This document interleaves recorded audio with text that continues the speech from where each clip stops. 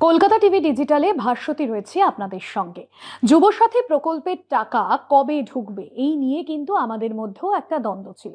আর এই বিষয়ে আপনাদের জানাবো, মুখ্যমন্ত্রী মমতা বন্দ্যোপাধ্যায় এসআইআর আবহে যে চূড়ান্ত ভোটার তালিকা সামনে এসেছে, আমরা দেখেছিলাম সেখানে প্রচুর সংখ্যক ভোটারের নাম বাদ গিয়েছে।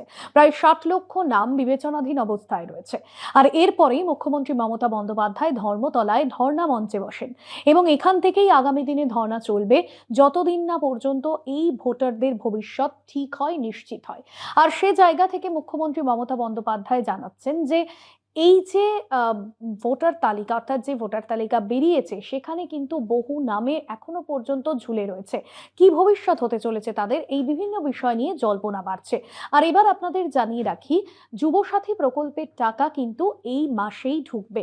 মনে করা হচ্ছিল যে 1 এপ্রিল থেকে এর টাকা ঢুকবে, মুখ্যমন্ত্রী মমতা বন্দ্যোপাধ্যায় যেমনটা আগে ঘোষণা করেছিলেন।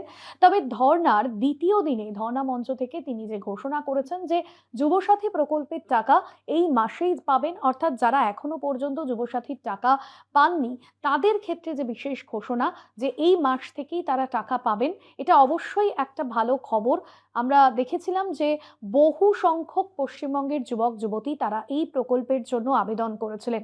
দুয়ারে সরকার প্রকল্পের প্রথম দিন থেকে শেষ দিন পর্যন্ত রেকর্ড সংখ্যক মানুষজন আবেদন করেছিলেন। 40 বছর পর্যন্ত যুবক যুবতীরা তারা কিন্তু 20 থেকে 40 বছর পর্যন্ত যুবক যুবতীরা তারা আবেদন করেছিলেন এবং বলা হচ্ছে যে প্রায় 1 লক্ষ আবেদন জমা পড়েছিল। এবং দুয়ারে সরকার প্রকল্পে যে সমস্ত প্রকল্পগুলো সাধারণ মানুষের জন্য রয়েছে তার মধ্যে যুবসাথী প্রকল্পের ফর্ম রেকর্ড হারে কিন্তু আবেদন করা হয়েছিল এবং রেকর্ড হারে যুবক যুবতীরা তারা আবেদন জানিয়েছিলেন। সেক্ষেত্রে আপনারা বুঝতেই পারছেন যে এতজন যখন আবেদন জানিয়েছেন, সেক্ষেত্রে এই যে টাকাটা 1500 টাকা করে দেওয়া হবে, সেটা কিন্তু একটা সময় সাপেক্ষ যেরকম অবশ্যই, পাশাপাশি এই টাকা কিন্তু ঢুকে যাচ্ছে এপ্রিল থেকে নয়, মার্চের শেষের দিকেই এই টাকা ঢুকে গিয়েছে অলরেডি অনেকের ব্যাংক অ্যাকাউন্টে। তবে এখনো পর্যন্ত যারা পাননি, অবশ্যই আজকালের মধ্যে সেই টাকা ঢুকবে। এপ্রিলের শুরুতে কিন্তু যুবসাথী প্রকল্পের টাকা ঢোকার যে কথা ছিল তা হচ্ছে না।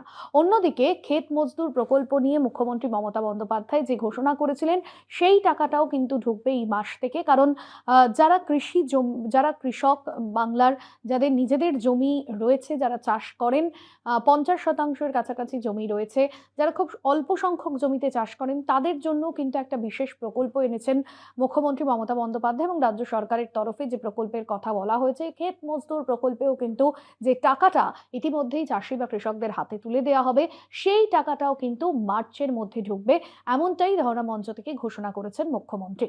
সেক্ষেত্রে বিধানসভা নির্বাচনের আগে এই প্রকল্পের সমীকরণ কতটা ভোট ব্যাংককে কাজে লাগায় বা কতটা ভোট ব্যাংক দখল করে, এই বিষয়ে কিন্তু অবশ্যই নজর থাকবে। এই বিষয়ে এখানেই শেষ করছি। অন্যান্য আপডেটের জন্য দেখতে থাকুন কলকাতা টিভি ডিজিটাল।